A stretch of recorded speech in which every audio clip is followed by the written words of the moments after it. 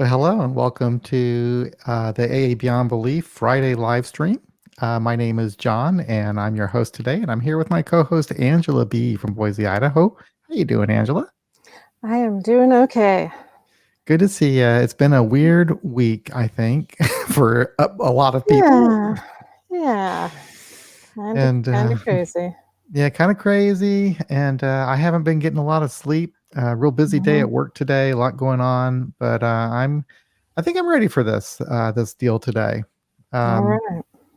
So the topic actually that we're going to be talking about was inspired by a talk that was given by Dierdre S in Toronto back in 2018, and it's really kind of an interesting talk that she gave because she combines science the science of addiction and kind of how what we as addicts of all sorts have in common, and then also some of the differences. And she kind of goes into the traditions a little bit and singleness of purpose and why that might be important. And I don't know, it's just kind of an interesting conversation. I mean, interesting talk. And if you haven't had a chance to listen to it, I put a link to her talk that is recorded and posted on AA Beyond Belief, and is also there's a written transcript of what she had to say there. But in the beginning, she talks about addiction and the science of addiction, and she's going by Angela the theory, I guess, that it's a disorder of the reward system. And I think some people might have some differences with that, but that's what she goes by. And I've heard other doctors talk about that. Other doctors, she's not a doctor, but I've heard doctors talk about that too, as it's a problem of dopamine levels and becoming addicted to that. Oh, what is Diedre's background? Thank you, Joe, for asking. Dierdre is a very special person in the secular AA community. She's from New York City, and she actually was the first person to create a list of all the secular AA meetings in North America and around the world. And how that started is back in 2001. Is that right? Yeah, 2001, when the terrorist attacks happened in New York City on September 11th. All the different secular AA groups there couldn't. People couldn't find each other. People were trying to reach out to each other, and they were having a hard time doing that. So she created this little web page where she would list these groups so that they could find each other and meet. And next thing you know, people would find that list on that website, and they would add their groups to it. And next thing you know, she has this huge list of all these secular AA meetings all over the world. And man, she did that from like 2001 all the way through 2016. She kept that up, and that list was growing for a long time. She also spoke at the first International Conference of Secular AA, which at that time was called WAFTIAC. And she spoke at the second one in Austin. And then she spoke at the third one in Toronto. Thank you. So, I mean, that's a little bit of background. She's a really good speaker.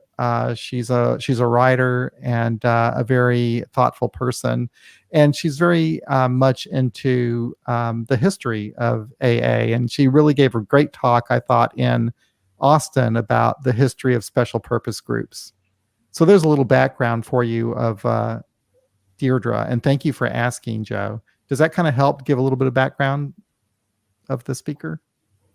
And Yeah, I think he was wondering like what her professional background was because of the level of the writing, which I don't know that that's thank you. Yeah, no professional background as far as the science of addiction goes. I think she's a right. writer. I think Yeah, she's an author. Yeah. yeah. But she's not a scientist or a doctor or anything like that. So she's really speaking as a layperson, like you and I would, about what we might have read and picked up about the science of addiction. So that's kind of the background on that. Yeah, and I think even on the what am I trying to say? I was going to say slides, but the pictures on there. She says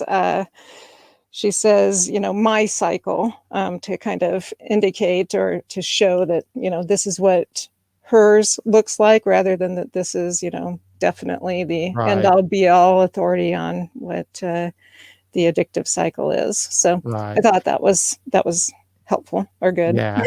So, So she's really speaking as a fellow AA person and not necessarily as an expert on addiction or anything like that. yeah. But I thought that during the talk, she kind of started off by discussing a little bit about the science of addiction, but not so much to go into the science of it. In my opinion, what I got from it is she was kind of showing how what addicts have in common. Did you kind of Mhm. pick up on that, Angela? Um, I think it was a little bit of that Mm-hmm. because she was trying to transition to the singleness of purpose thing, Mm-hmm. and the difficulty, with that. But Yeah. I think part of it was, well, and it may be just the way that I read it, because I'm thinking about myself when I read things. Uh-huh. Just that generally we aren't addicted to one thing, Yes. and Yeah. even if we're not including illegal substances, when she talks about the circle or the cycle of addiction, Uh-huh. and how it works, it can be applied to just about anything. So for her, she talked about alcohol and pot and sexual relationships Right. and sugar, and so those are all things that we can become addicted to if you go with the science that she talked about, Right. regarding the neural pathways Uh-huh. and the bridges to the synapse, and then Mm-hmm. and how the more we do these cycles or circles, or Right. that reward system, that it gets reinforced over and over again. But we do that with a lot of different things, Exactly. and it can be positive. So this network, or this cycle that she's talking about, isn't necessarily bad. It's Right. just kind of an example of how our brain works, and that some of us get stuck in some sort of addiction, and that Uh-huh. oftentimes if we don't work with that, then we just transfer it to other things, or some Yeah. of us are doing all of them at the same time. but Right. Right. Yeah. but Yeah. yeah, so I Thank you. yeah, Yeah. I think that's more of what I got out of it, I rather think than you're that, right. Exactly. yeah. Yeah, I agree with you. Yeah, that's right. She kind of goes into that, and anyway, it kind of gives you a little background of where she starts. So why don't I go ahead and play a little clip of Mhm. of her introduction to the piece. Here we go. This is Deirdre. So, when I put down tobacco and marijuana and anonymous sex, I wanted to believe that I had stopped all my vices. Those were the ones I needed to deal with. But I found out that from my spot on the sofa, where I was drinking alone, because that was the only safe way to drink, I couldn't see that I had a better life ahead. And in a way, I was letting go of those other things so that I could continue drinking. No more cigarettes in bars, no more crying over commercials because I was high, no more messy and dangerous pickups tempting Mr. Goodbar to bash my head in. So I was good, right? What else could there be? Life should have gotten better, but it didn't. I was still living in an alcoholic haze. I was still going to work exhausted by passing out instead of going to sleep. Still surrounded by a cloud of anger at myself for having yet another hangover. Until I stopped drinking, I couldn't find my way out of the trench that I was in. So I went to an acupuncturist and I stopped drinking. I was more than 2 months off booze and still resisting going into the rooms because, I thought I was too good for AA. What a surprise. When I finally went to a meeting, when I finally had been there long enough to put my hand up and talk, I was sober then about 90 days. And after that, I was talking to the person who had been urging me to go into AA. And I was describing how sick I felt because I'd eaten half a large pizza the night before. And she looks at me, she goes, well, maybe you've hit the bottom on eating issues now. And basically saying, there's a meeting for that. I went on to find that there was a meeting for just about every one of my problems, including the ones that I didn't realize I had. Alcohol, narcotics, nicotine, pills, sex, gambling, food, cocaine, opiates, shopping, work, crystal meth, some of these I didn't have, relationships, clutter, marijuana, internet, gaming, debt, and you know it. It's everything. Of course, it's no joke, 88,000 people a year die from alcohol-related causes in the United States. 72,000 people die from drug overdoses in 2017. 47,000 from prescription or illegal opioid-related deaths. That's 133 people a day. A whopping 480,000 people die from tobacco use. Secondhand smoke, 41,000. Compulsive gamblers commit suicide at double the rate of other addicts. So who's with me? Okay. Anybody out there? I'm just guessing that there might be one or two of you out there who used other substances or behaviors besides alcohol. Let's see hands.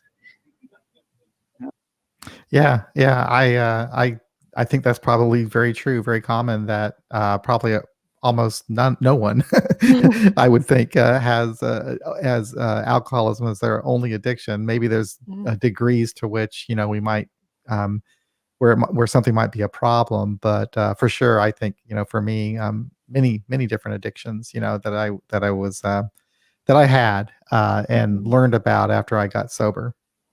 Yeah, I think for me, there's a few people that I've heard in the rooms who said, nope, alcohol was the only thing. And it's like, Maybe so. Yeah. And you're like, okay, if that's what you believe. And so. Yet, yeah, they may have some, health issues or things like that. But they don't associate those, with having an addiction or addictive mind, because it wasn't the same possibly as their alcohol abuse. Some of these other addictions show up in a different way, and it's not always as obvious to us that it's basically the same stuff going on, because a lot of them don't have the same consequences that alcohol had for us, and so we sometimes can overlook them, or we don't recognize that we're doing.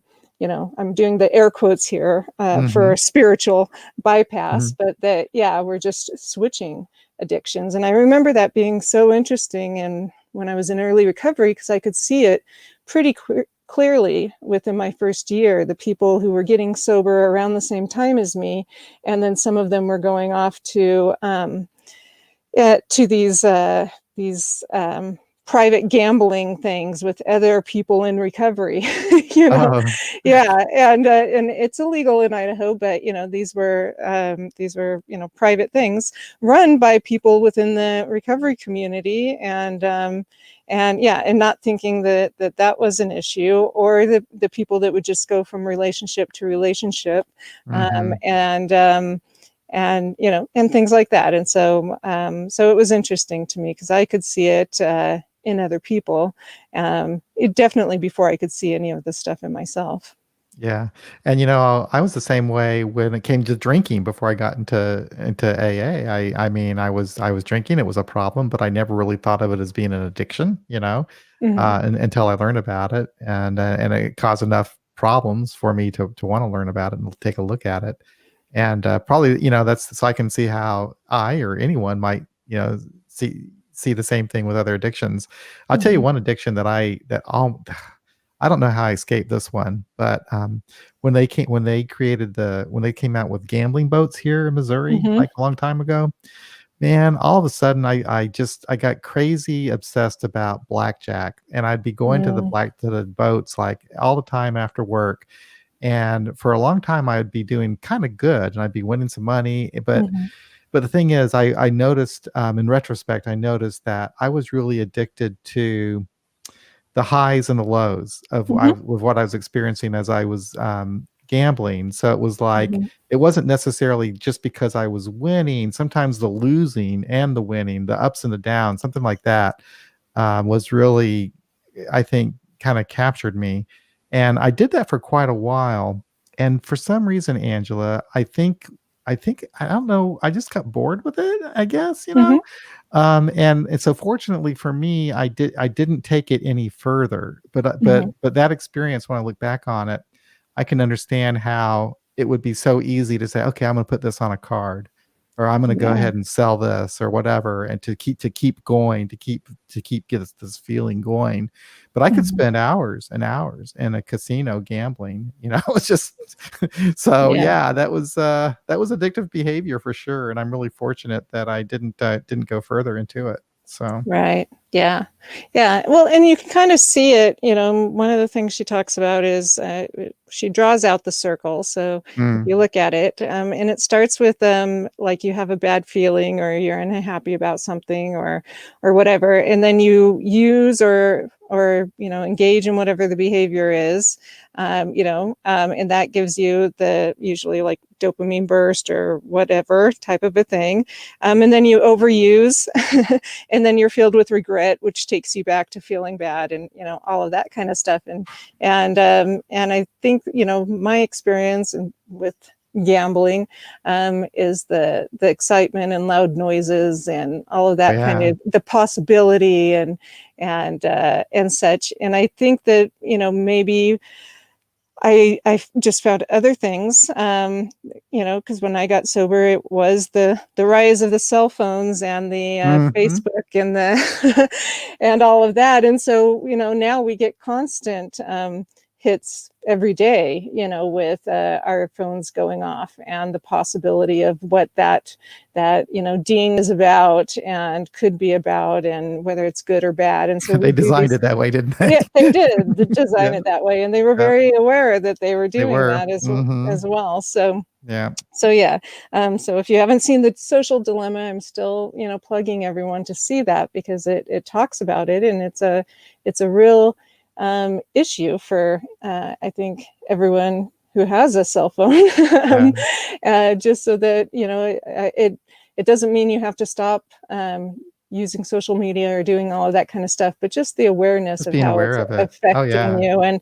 And I think for some of us that are aware that we have these addictive tendencies, then I think it's important to know that that's going on so that we can set boundaries for ourselves in order to keep that in check. I think it's a little yeah. bit for me, the idea I think is my attention again.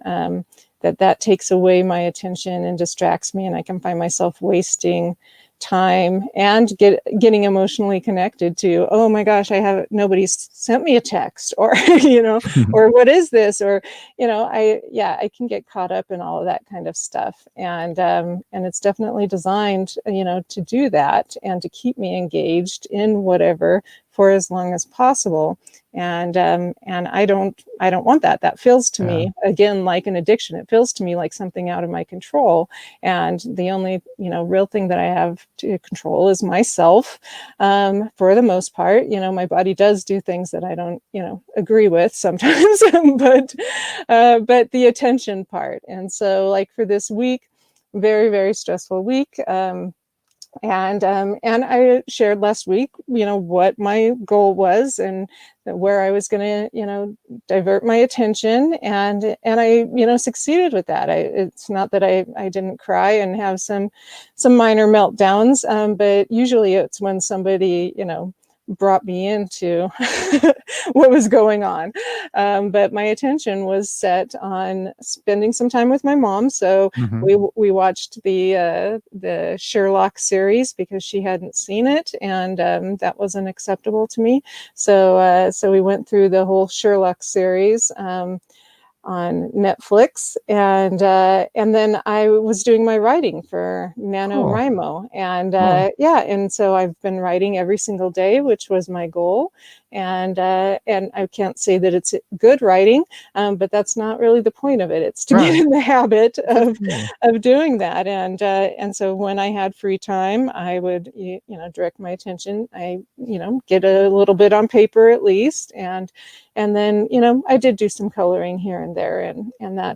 that helped a little bit too, to just relax a little bit and try to keep myself regulated some, because it's a tough time. It is. I do also have a couple of emotional support Canadians that have been helping me out, and so I appreciate my emotional support Canadians. Thank you. Nice. You Yeah. men So You mentioned dopamine, and I'm glad you did because I have a little clip that she from her where she was talking a little bit about dopamine, and this kind of gets us through kind of moves her along in her talk a little bit. So here's Dierdre talking about dopamine. Try. Dopamine was an easy name for me to remember as a drunk. Now you have to remember a protein called delta FOSB, and it almost sounds like an action flick, doesn't it? It turns out when you have a whole lot of the protein, delta FOSB, you can get addiction-related changes to your brain, specifically to the brain's reward center.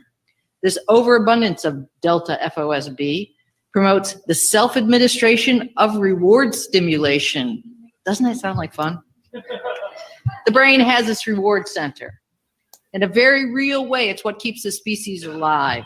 Fresh food good, rotted food bad. It's what keeps us motivated and desiring that rewarding stimuli. Dopamine is involved in the reward system. It's a neurotransmitter. That means that one part of the brain releases the dopamine, and that sends a message to the other part of the brain, and the dopamine is released in anticipation of a rewarding experience. When there's damage to the brain, to the pathways that communicate the reward stimuli, animals lose motivation. Addiction can alter the reward pathway in various ways, right down to your DNA and how it expresses itself. And I think that's kind of what Ray Baker was talking about when we were playing the Ray Baker talk, isn't it? Yeah. About how. But what I don't think she talked about, or it may not have been known as much then, is that that can be rebuilt. That it's not a permanent alteration. Exactly. And she does talk about that in the next clip. She talks about that, about how those you can repair the pathways. Is that what you're talking about? Yeah, we have neuroplasticity. Yes, I think that's what she's talking about here. Let me play that one for you, Angela, real quick. Okay. So my brain learned very early on that when I was feeling bad, I could change that emotion by consuming some substance or engaging in some behavior. My first substance was sugar. We had a sugar dispenser that was like what you got in a diner. You flip it over and the sparkling white crystals come pouring out. And I put it right over my mouth, caught all that sugar in my mouth. I added sugar to Frosted Flakes. This was the one substance I could get a hold of as a kid. I got a little older and I could get alcohol. When I got that alcohol, I already knew what to do. Glug, glug, glug, glug, glug, glug. In terms of the brain, what I was doing was reinforcing the thought pathway that ended with me taking an action like eating sugar or drinking. A thought pathway is really a series of nerve cells linked together by a bridge called a synapse. Each time my thoughts went down that thought pathway, those synapses got more efficient. At the end of that thought pathway was an action. And in my case, that action was to drink. Now she talks about how AA helps repair those pathways, I guess. Our addictive brains are very good at remembering that thrill of pleasure, that reward. For me, opening a beer was like this reward. The brain's pleasure centers can desensitize from all that overstimulation. And then the only answer seems to be like more, more, more.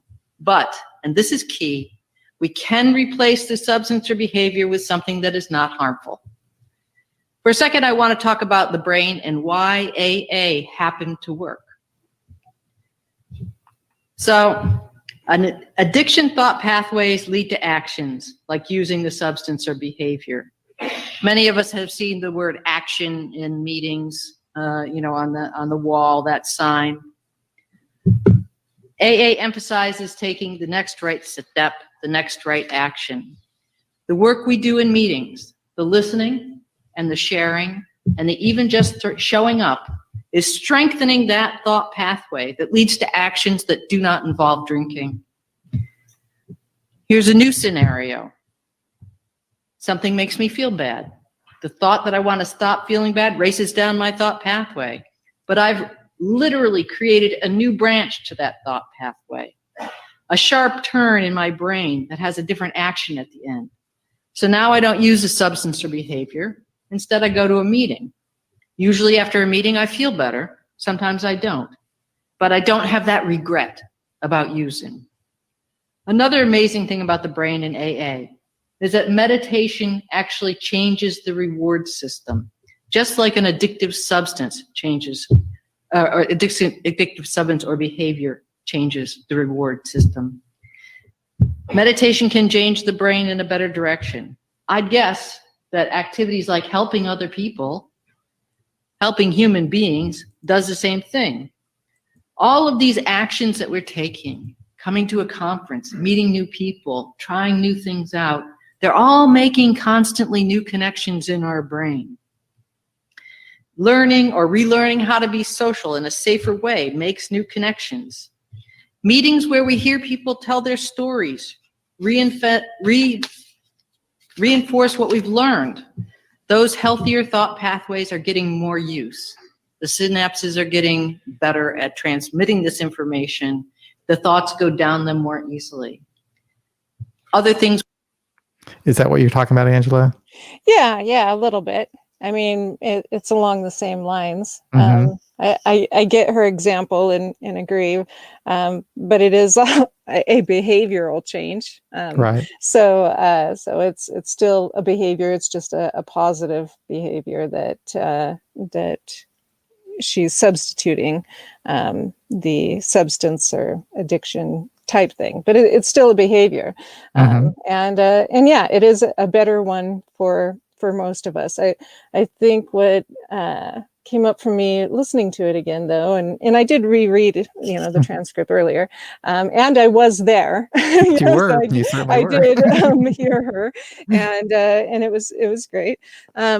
But what I noticed during the pandemic, when in March, when it started, was that people had, done what she just described, which was, instead of using a substance, do a different behavior, which is go to a meeting, and then, that stopped them from using, and they felt either better or neutral, and that actually was a problem when all of this happened, because people weren't able to go physically to meetings. And so then they were having, like withdrawal. They were seriously freaked out and upset and causing, themselves to have more difficulty because they were in fear. They were afraid that they would drink if they could not actually go to a meeting. That was, their main interruption technique. And so, so I hadn't, ever thought of that before. I mean, I do know people that and for the first several years, that's the main thing that I did, was go to a lot of meetings. I went to multiple meetings every single day. And, if I had an uncomfortable feeling or didn't want to be alone or whatever, I was at a meeting. And so, it was helpful in keeping me from drinking. But I still, needed to do the work, and the work, both within AA and with outside people is what helped me to, come to a place in my life where I go to meetings and I am of service, but they're not the thing, that it's, I'm comfortable with myself. So I don't have to run to a meeting. I know that that's an option to help me. It's in my toolkit, but, when those were taken away from me, other tools were that I knew you could go online. And if we weren't able to go online, I know I can call people. But also if I'm feeling uncomfortable or scared, that sometimes I can feel uncomfortable and scared, and I've survived it thus far. And so, so that's, I get what she was saying, and I do think that it's true and it's helpful. But, I guess it just reminded me of the beginning of the COVID pandemic, and how surprised I was at how desperate some of the the fellow members of AA were regarding the meetings, and Getting that to fight at a meeting. yeah, and that I was just surprised, and that there's still, an issue with that. At least in my area, there were people that were meeting during the summer and trying, some of them, to do social distancing, and some of them weren't. And then now it's cold again, and so they can't meet, but some of them are, finding places that will let them meet. And our COVID cases are going way up within the AA community. And so some people are talking about it, most of them aren't, but I am aware that there are certain meetings where they've had outbreaks, and so it makes me sad. So I'm hoping that some of those people will be able to find some way to either do phone meetings or get with the Zoom thing, because it's going to be a long winter. So that's kind of some of the stuff that listening to it, brought up for me, is that, there are lots of different ways we can interrupt that cycle or create a new cycle, or create new neural pathways that offer either rewards or just, being able to be calm. And meditation is, a big thing. In our meeting last night, my home group meeting, we talked about patience and connecting that with the 10th step.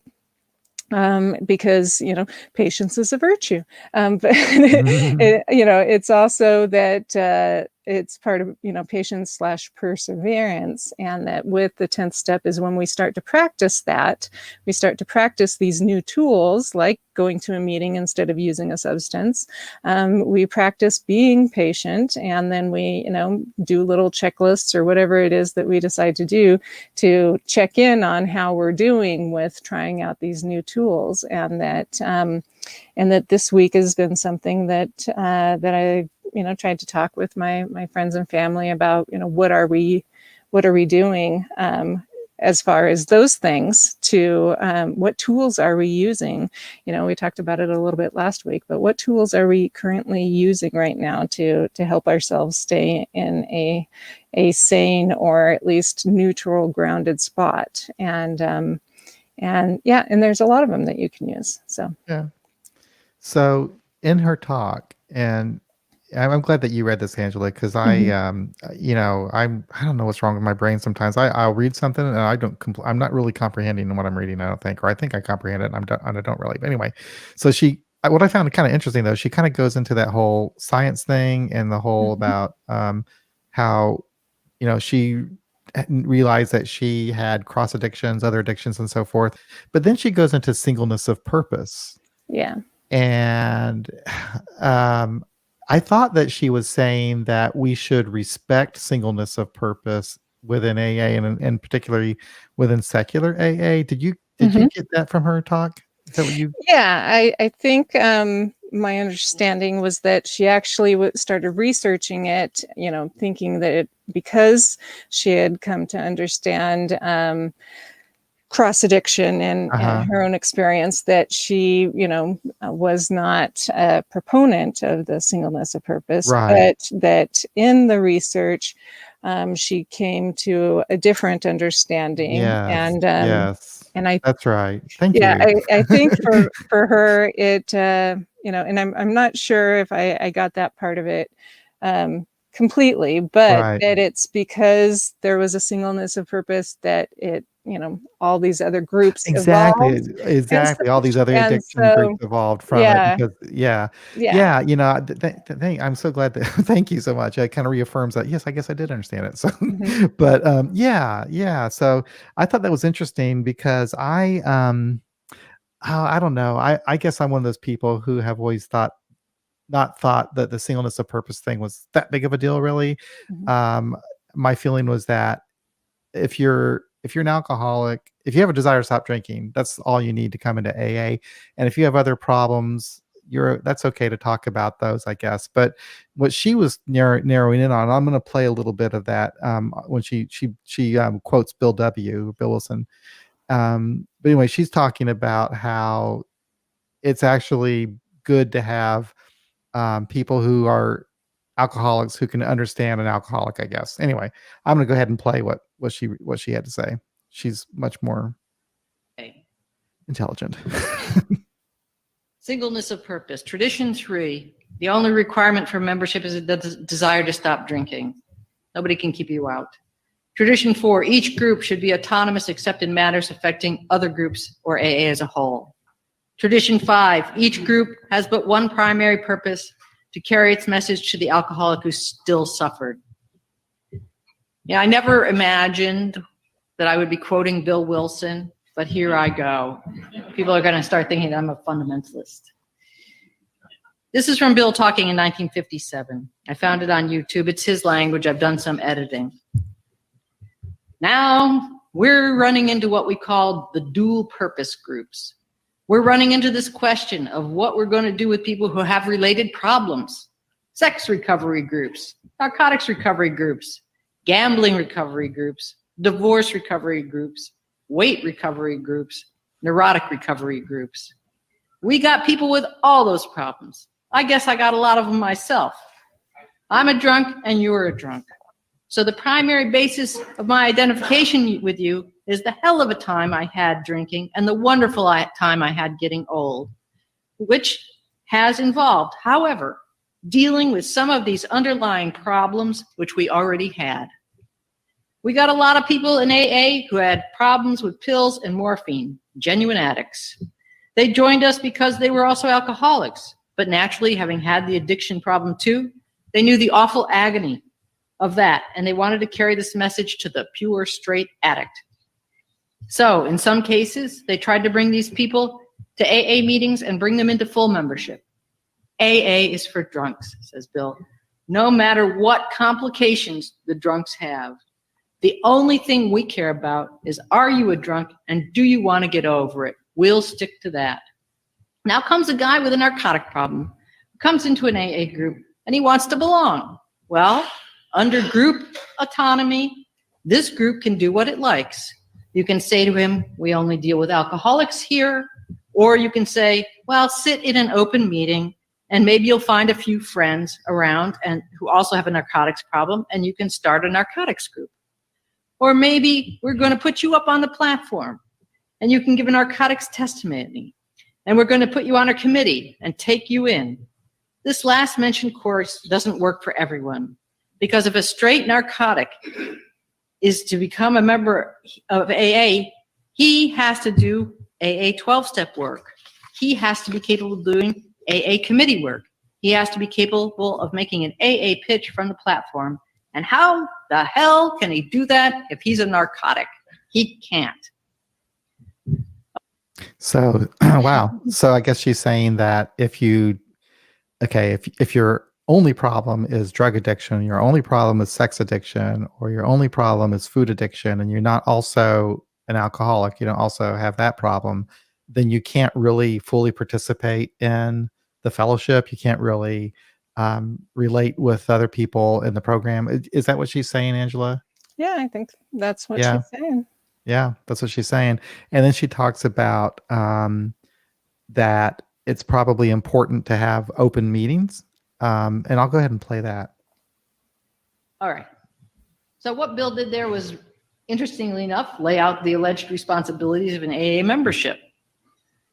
Step work, committee work, pitch or qualification, as some of us call it. But not everybody does step work. Not everybody does committee work, and not everybody does a qualification. However, if you look at it, you can see that a recovering opioid addict might, if they were trying to work with somebody, this person might be working with a newcomer who is like trying very hard not to pick up a drink. And this opioid addict might not know exactly what to say, and a recovering alcoholic might know better what to say. You can see that if my only experience with addiction was recovering from an eating disorder, where I'm still required to eat every day, but not too much and not too little, I may have a problem sharing my experience, strength, and hope with somebody who had to give up drinking one day at a time.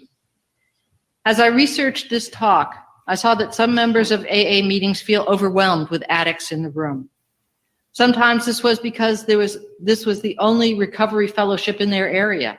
Sometimes it was because treatment centers sent over their clients. And there's a lot of people who are cross-addicted or addicted to painkillers filling up their facilities and these bank accounts. Because NA meetings are harder to find, and because the philosophy often is a drug is a drug is a drug, mental health and addiction counselors see AA meetings functioning and believe that we should be there to serve their population as well. And we already know that in the brain, in a way, a drug is a drug is a drug. Like all these things behave the same way in the brain.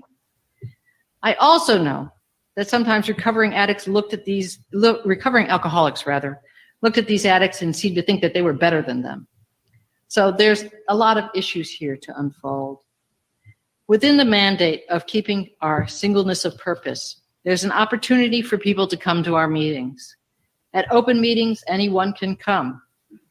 We as alcoholics have the right to organize ourselves. We have the right to closed meetings if we choose. And I understand that because we have secular no prayer meetings that few of the other 12 step programs have, we might think of ourselves under a special obligation. That special obligation is to keep widening the door to alcoholics who are still sick and suffering, be they singly or cross-addicted. I believe in New York, for example, we should have more open meetings. It's true in a lot of places. Okay. So yeah, I thought very interesting. And if you haven't listened to this talk, you should listen to the complete talk and maybe even read the transcript of what she wrote. But so what I'm getting from that is that so you have these people who are cross addicted, and so they have an alcohol problem and other drug problems, and they are fine. They can relate to everybody in the AA meeting. But if they just have an addiction that's not related to alcoholism, that they might not, but that you can have these open meetings where everybody is welcome to go. And I don't think I played all these clips right, but she was talking about secular meetings, and she thought that secular meetings seem to have, sometimes she thinks that in secular meetings we feel like we have an extra obligation to allow people of all sorts to come to our meetings, to be more open. But she said that sometimes secular meetings have a tendency to kind of drift off of the main purpose, I think. Am I getting that right, Angela? I think that's what she's saying. Yeah. Mm-hmm. Yep. And I don't know. Do you agree with that? Do you think there's some truth to that? I'm not an AA purist, so I wouldn't consider it that way, because I think that the evolution of AA is included, or has to be included, with the evolution of recovery and what we think that is and what it all means. Right. And so I'm not a big proponent of closed meetings. And I've never had one as my home group, because I don't. I'm not. I've never, just on a practical matter, I've never really seen it become an issue. So in other words, I've never really seen large numbers of people who don't have a desire to stop drinking come to AA meetings. But maybe they are, and they're just not saying that. But the thing is that what I notice mostly when I go to a meeting is there's very little talk of the actual addiction itself. I mean, when you start talking about recovery, you're really talking about your everyday life. Mm-hmm. How you're dealing with your with what's going on in your life, how you're reacting to your feelings, mm-hmm. things like that. So I've never really seen it become a problem. I've never really seen people who don't have a desire to stop drinking in AA meetings. As far as I know, I've never really seen that become an issue. So I've never really been concerned about it. But I guess if I were, let's say that I'm a newcomer, and as I was at one time, and I am really having, I really had a difficult time coming out of denial from my drinking. And if I go to a meeting where nobody has any experience with that, and I didn't have people that I could relate to, then maybe that would be difficult for me. And then you're right. She also talks about how by having this singleness of purpose, all these other groups could start off. So in other words, Narcotics Anonymous got started. All these other addictions groups started borrowing the 12 steps and using that. Bob B Yeah. says he thinks that alcohol culture is different than drug culture, and that's where there's a disparity, and that yes, a drug is a drug, but the cultures are different.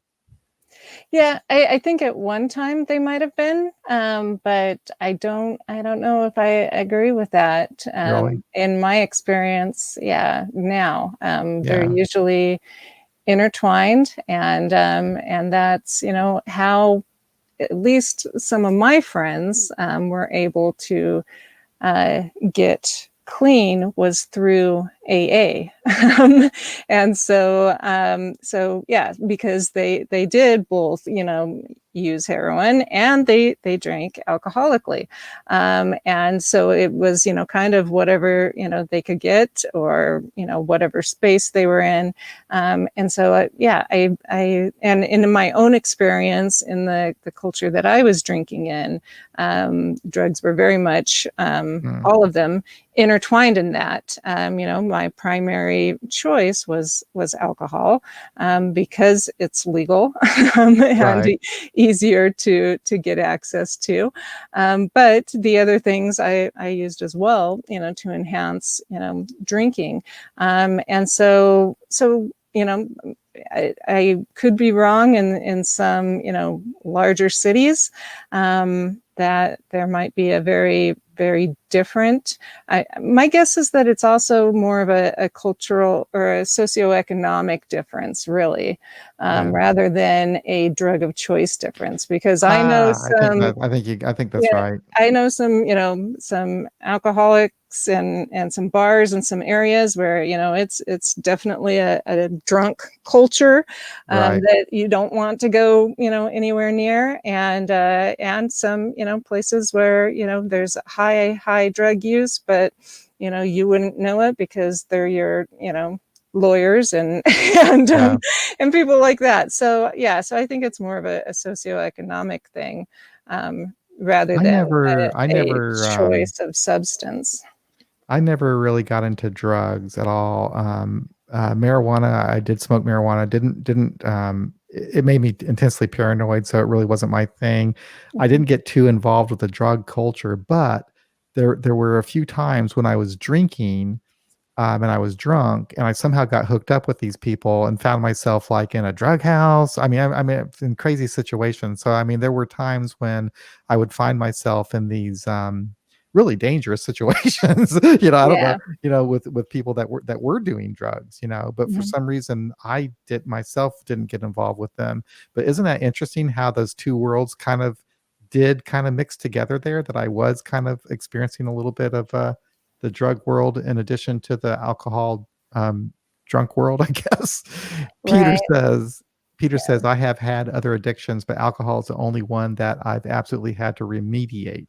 So it's the only one I want to hear about in AA meetings. So he supports Dierdre's points. Interesting, Yeah. Peter. No, I get that.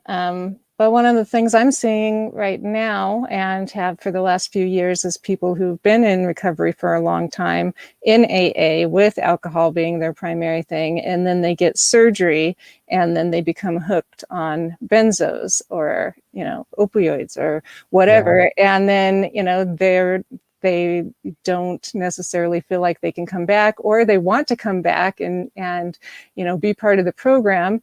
They don't find as much support in NA. Sometimes it's a different. I know that in our area, there's a lot of people in NA who also drink because they, don't consider that their main problem. Their main Mhm. problem was, another drug. And so I don't have a lot of Does have a harder, regulations on, on what, yeah, I think the majority of the meetings, like somebody else said, we talk about what is yeah, the connection, with each exactly. other. We talk about the different stuff we do to try to stay sane, and to be better It's never an people. issue, is it? It never comes Yeah, up. I mean, it's usually, it's usually not. no, There are no. meetings that I've attended that were closed meetings that if somebody, said something about another substance, then they'd be asked to leave, etc. And I think that, I don't agree with that, I because, don't either. I think that that's those that what, yeah, I mean, we're there for connection. And yeah.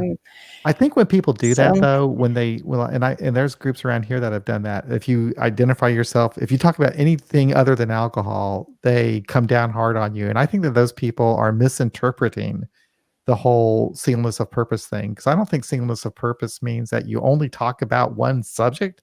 That doesn't make sense, because everything, you know, addiction is so complicated, and your recovery encompasses more than just what drug you used, so I just think that they get that wrong when they drive people out, who talk about things other than alcoholism. I don't think that that was the intent, but groups do that, and I know some groups around here who have done that, have actually driven people out because they want to talk about something other than their drinking.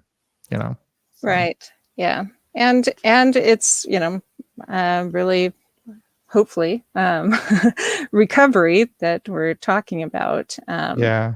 And And like I again, say, man, I've never seen it in actual real life ever be a real problem.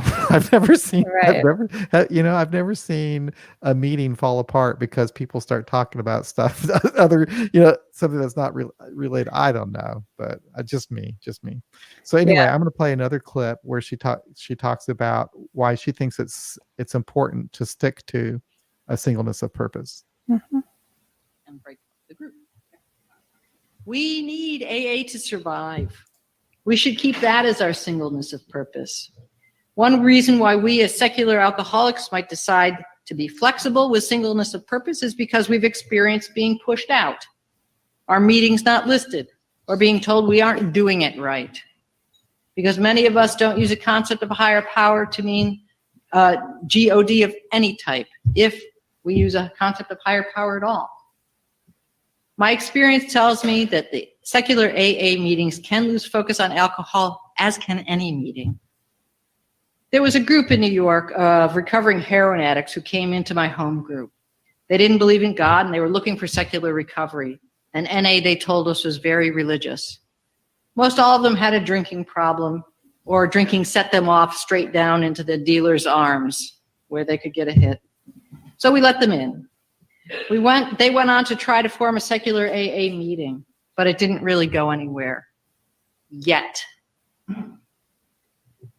Early AA had to get to a critical mass where it had a certain number of meetings, where it started to permeate in society before it really became a thing.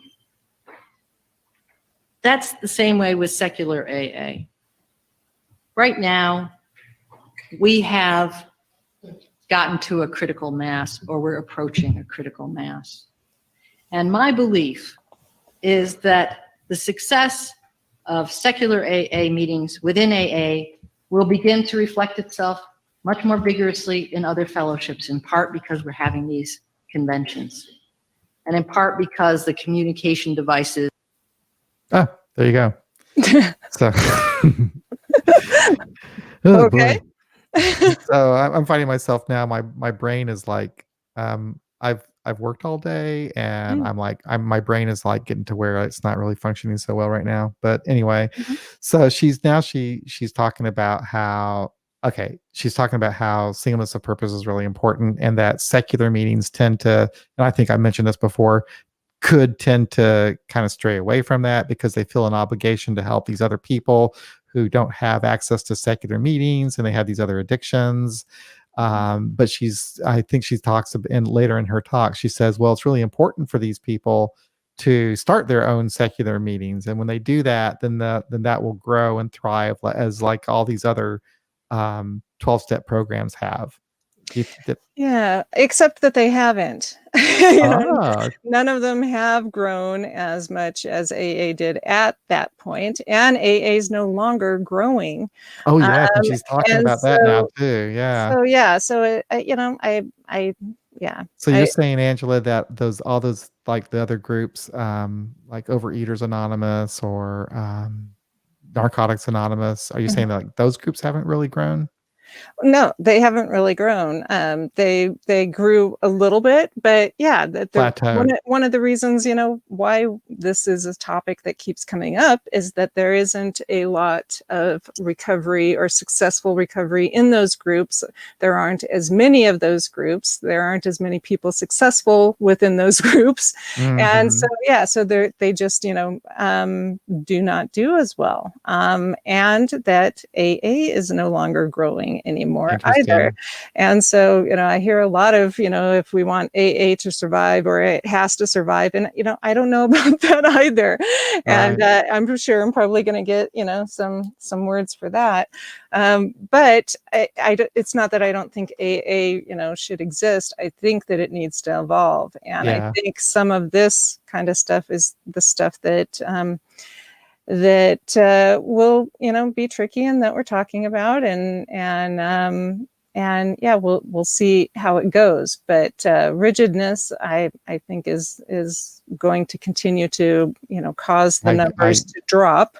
You gotta be careful with the being rigid. I agree. Yeah, and that yeah. Now, she mentioned something in this talk, which is before COVID, right? And she starts talking about how AA isn't growing. Okay, and that's absolutely. But Joe Bob disagrees with us. But I've seen the statistics that says it hasn't been growing. It hasn't been keeping up with the growth of population. Okay, and so it's kind of plateaued, and the plateau kind of started, if I remember right, kind of like in the 1990s. Is that right? It's kind of been plateauing since then. And anyway, so she talks about that. She says, yes, it has been. But on the other hand, she mentions, like, there's a AA Facebook group with some 36,000 members. And she starts talking about how AA, where maybe AA might not be growing, its influence is still pretty strong. And it's just in a different zone now. It's more online, and boy, isn't that not more true now with COVID. But I want to go ahead and play that clip, if you don't mind, of what she says about the growth of AA. Right. AA stuck to its guns, and these meetings would never have existed if they had not done that. And all of that recovery, all those people going to meetings and finding identification exactly on their issue would not have happened. So if someone who simply is a food addict goes to an AA meeting, they can still be in denial about food issues because we in general don't discuss obsessive behavior with food. They will identify with some of what we say, but there can be a little reservation in there that says, hey, but I'm not them. Instead, if they show up at a meeting that addresses addictive behaviors around food, they will learn from others with the same problem. I think it partly comes down to a question about whether is AA growing or is it shrinking? And Josie wrote a fantastic article that's posted on aaagnostica.org about what the size of AA actually is. He also followed it up with a blog entry. The numbers are done in the same way each year. They leave a lot to be desired, but they're all we have. Worldwide in 2001, membership seemed to peak at 2.2 million, according to the General Services Membership Survey. And if you look at the 2017 one, it's gone from 2.2 to 1.96 million. That's down about 10%. That's significant. But there may be a lot of factors at play in that. There's been an explosion of for-profit rehabs that advertise on TV. The number of people seeking information about and support about sobriety online is huge. Many of them may never go to a meeting. Joe mentioned a study of bowling groups And it appeared to show a tendency in the United States to stop going to face-to-face events. Like people are more isolated, that each innovation in our communication technology might cause less person-to-person engagement. But if you look at the alcoholics discussion group on Facebook, and there was a number of them, the one that I looked at had 36,289 members. So don't ask me how many people online don't go to meetings because there's no way to know. But that doesn't mean that AA is not having an impact. When AA was first tracking the sales of the big book, they didn't know if it was going to an individual who might be using it to get sober, or if it was going to a group. Anyone who looks at the statistics of AA's recovery rates knows that people come and go, and we don't know if they're drinking once they disappear. I don't think AA is ready to leave the stage just yet. I'd say that the recovery community and the fellowship approach is still growing, and that AA is relevant because it's made up of people who are relevant. The internet has been a way for many people to check out AA and sobriety from their homes. I did that. I didn't want to go to AA. I was sneaking. You know, I'm a very sneaky person. I'm still very sneaky. But, you know, I was like, oh, let me look it up. You know, I've seen the 12 steps before. They look pretty bad, but I looked it up, and that still didn't make me go to a meeting. It was somebody who'd been to a meeting who was trying to force me to go to a meeting, and they cornered me. They said, what are you going to do with all that time? You know, you're not drinking anymore. You're not thinking about drinking. You're not buying drinking. You're not getting over drinking. You got a lot of time on your hands. I'm like, maybe you're right. And I went to a meeting. I generally prefer face-to-face meetings, but that's what I've been seeking my whole life, human contact. Okay, before people ask. So anyway, it is kind of interesting how now, you know, we're forced pretty much to go to online meetings. And I've noticed, like, especially with the secular AA meetings, I kind of think that those meetings have grown more because of COVID. I think they did. They had like maybe about 500 secular AA meetings worldwide, you know, for a long time. I mean, for a few years anyway, it's been that number.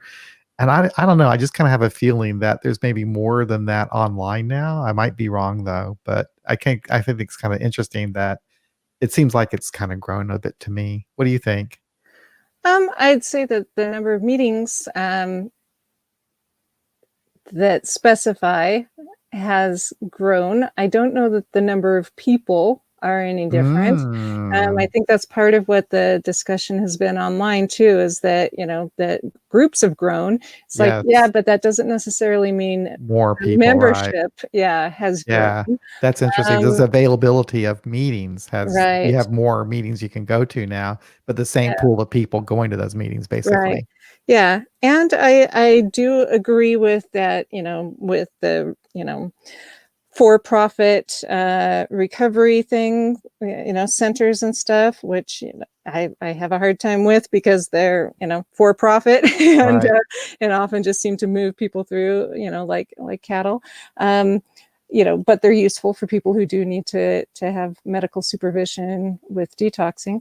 But yeah, they're learning tools and learning ideas and stuff that didn't, you know, they couldn't learn at the same rate, you know, back when AA started. And that there are also a lot of different programs besides AA that are more effective for different people. And so I guess I'm just not a purist in that, that I feel you know, a strong call to maintain AA in a certain way. You know, I'm still very devoted to it, and I still, you know, do a lot of meetings and a lot of work, and think that it's a good thing. And I do a lot of stuff with the steps and try to translate that in a way that people can have access to. But yeah, I just don't care for rigidity, and I find that you know, that's been a problem in the past. I don't know if it's going to be a problem in the future now that we've been forced to change some of the ways that we do things. I still think it's the interconnection, the connection to other people that is the important thing, and learning from other people, and that the learning from other people is learning how to self-regulate, and that applies to a lot of different things, not just alcohol. And so most of the meetings that I've attended or been a part of, or at least, my home group that's been going for almost 13 years, we've never had a restriction on, what you say about, whatever your addiction is, because we're generally not talking about the substance itself. Exactly. Sometimes it comes up, but those of us who've been sober for, about a decade, some people get it earlier, but we're talking about the stuff that we're dealing with that's continuing. And even Bill W. talked about, later on, the emotional recovery as being something that, is the second level, second stage in recovery is, and that applies to all of these different addictions. And so it wasn't so much about the one thing anymore. And it could be because, he'd been doing LSD and really enjoyed that. And so it wasn't, wasn't so much, his mind got expanded. And so, it wasn't as much of a problem. But, I think that we'd like to latch on to things that that make us feel like, okay, here, this is the answer. Right. And I think there's a lot more ambiguity, and there's even more that we've, learned in 2020.